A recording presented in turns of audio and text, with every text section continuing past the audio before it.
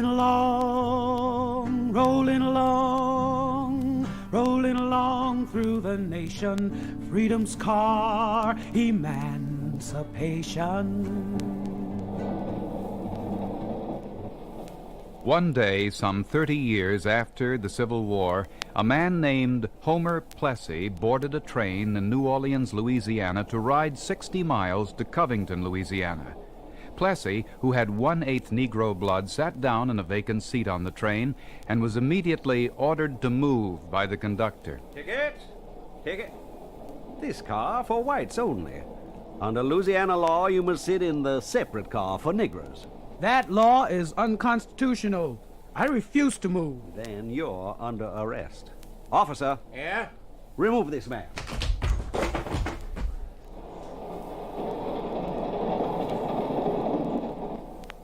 Homer Plessy was forcibly removed from the train and taken to jail.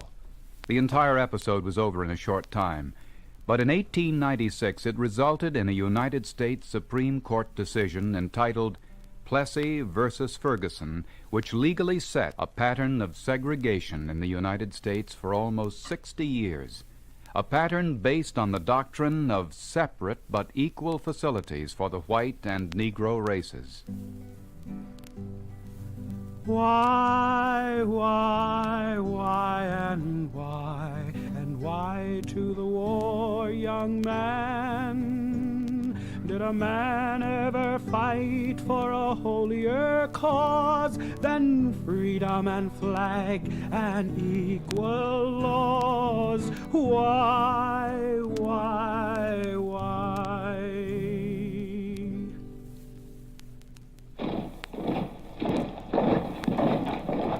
Men had marched off to fight in the Civil War singing this song.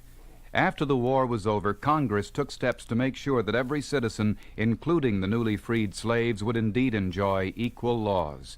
The 14th Amendment, adopted in 1868, stated, No state shall deny to any person the equal protection of the laws. The Civil Rights Act of 1875, enacted 7 years later, provided that All persons shall be entitled to the full and equal enjoyment of the accommodations, advantages, facilities, and privileges of inns, public conveyances on land or water, theaters, and other places of public amusement. But in 1883, the constitutionality of the Civil Rights Act was reviewed by the United States Supreme Court. The court ruled that the act was unconstitutional on the grounds that the 14th Amendment did not forbid discriminatory actions of private individuals, but only of states. By the late 1880s, one southern state after another had adopted laws which established and enforced by criminal penalties racial segregation. Under these laws, separate schools, parks, waiting rooms, buses, and railway accommodations were required or permitted to be furnished for each race. Negroes who had greeted their emancipation after the Civil War with this song now sang it in protest against this segregation. Oh, freedom. Oh, freedom. Oh, freedom over me. And before I'll be a slave,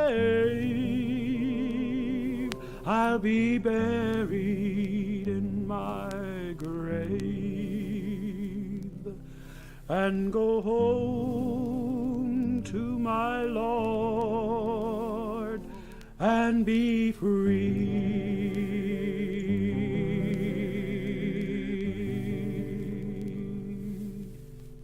In 1890, a group of Negroes organized to protest a law being considered by the Louisiana State Assembly. This law, entitled An Act to Promote the Comfort of Passengers, required railroads in Louisiana to Provide equal but separate accommodations for the white and colored races. On July 10th, The Louisiana Assembly, even though it included 16 Negro senators and representatives, passed the law. One of the Negroes who had led the protest against it was L.A. Martinet, editor of the New Orleans Crusader.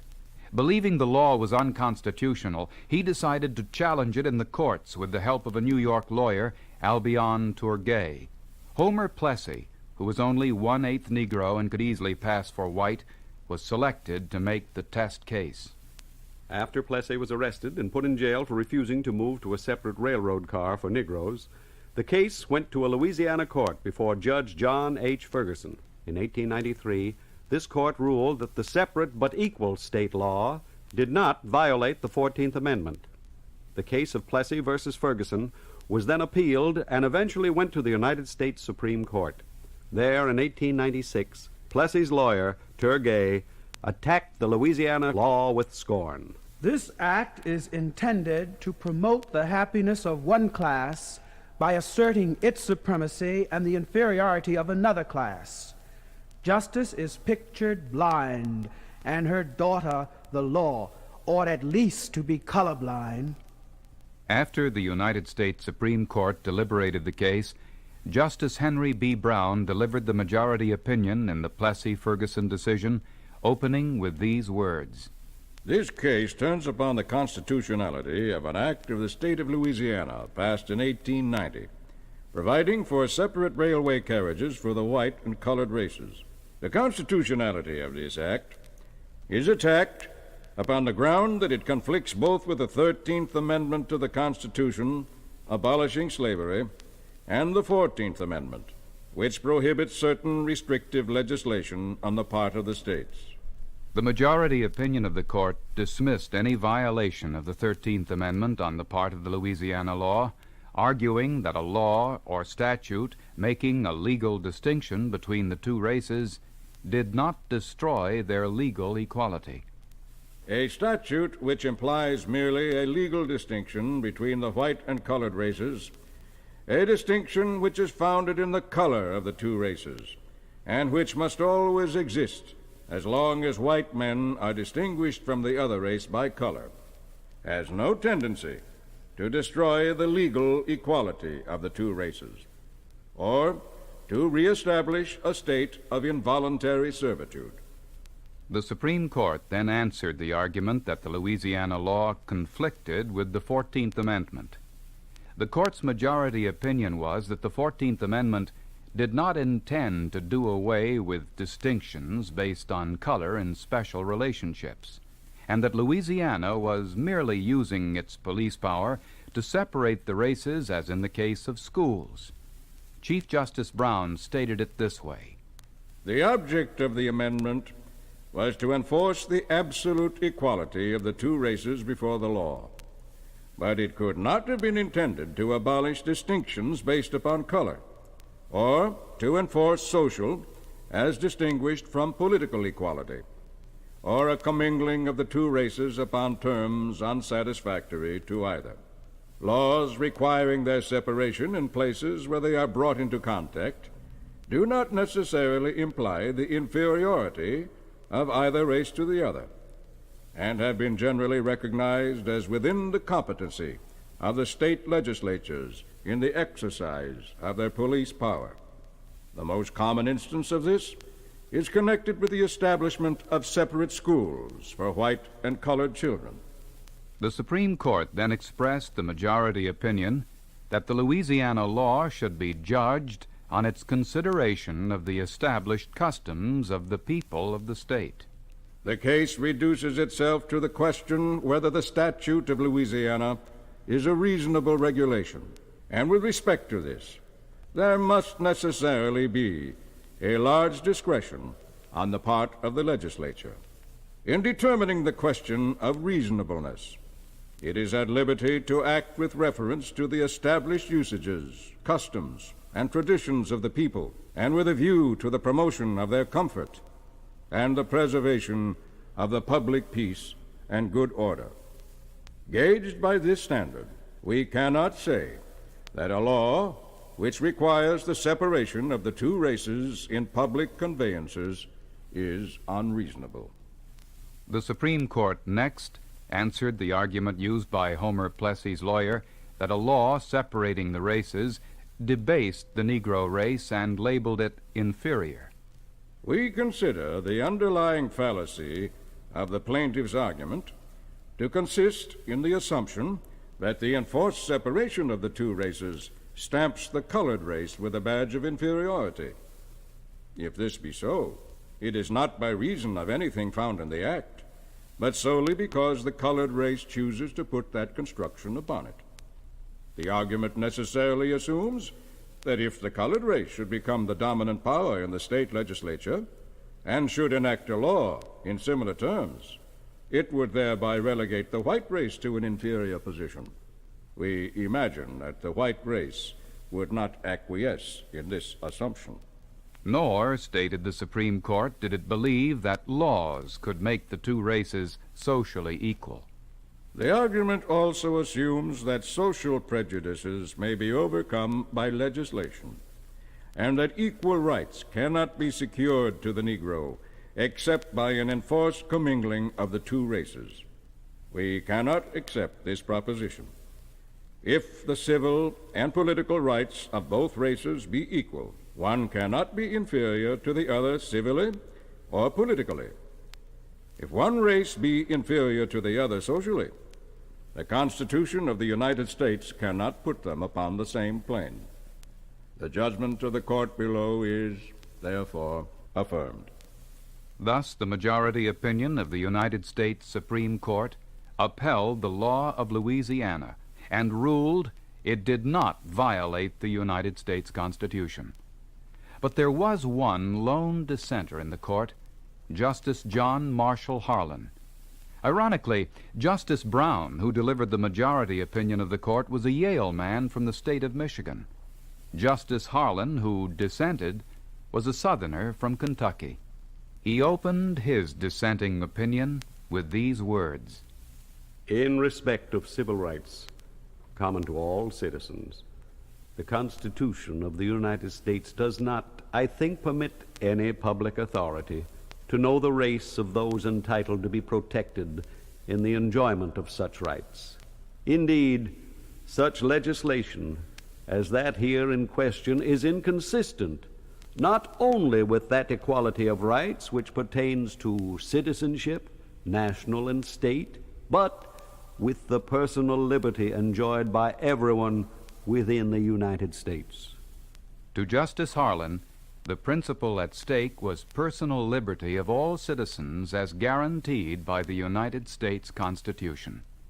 The fundamental objection, therefore, to the statute is that it interferes with the personal freedom of citizens. If a white man and a black man choose to occupy the same public conveyance on a public highway, it is their right to do so, and no government, proceeding alone on grounds of race, can prevent it without infringing the personal liberty of each. In his dissenting opinion, Justice Harlan reaffirmed the democratic heritage of the United States. Our Constitution is colorblind, and neither knows nor tolerates classes among citizens. In respect to civil rights, all citizens are equal before the law. The law regards man as man and takes no account of his surroundings or of his color when his civil rights, as guaranteed by the supreme law of the land, are involved. It is therefore to be regretted that this high tribunal, the final expositor of the fundamental law of the land, has reached the conclusion that it is competent for a state to regulate the enjoyment by citizens of their civil rights solely upon the basis of race. Justice Harlan predicted that this Supreme Court decision would have as disastrous results as the Dred Scott decision of 1857, which ruled that the Negro slaves could not become citizens.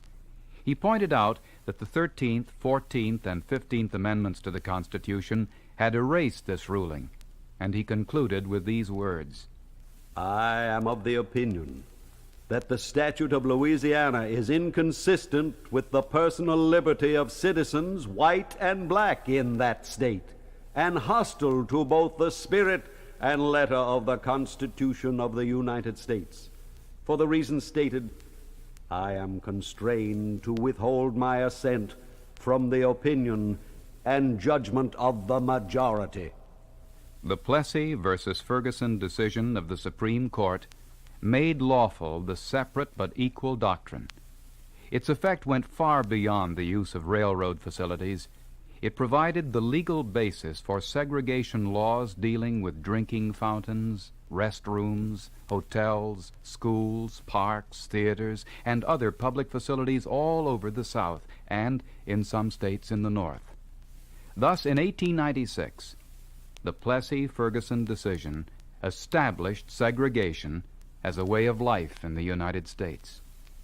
Not until 1954, nearly 60 years later, was the decision reversed when the United States Supreme Court agreed with Justice Harlan, who had said, Our Constitution is colorblind and neither knows nor tolerates classes among citizens.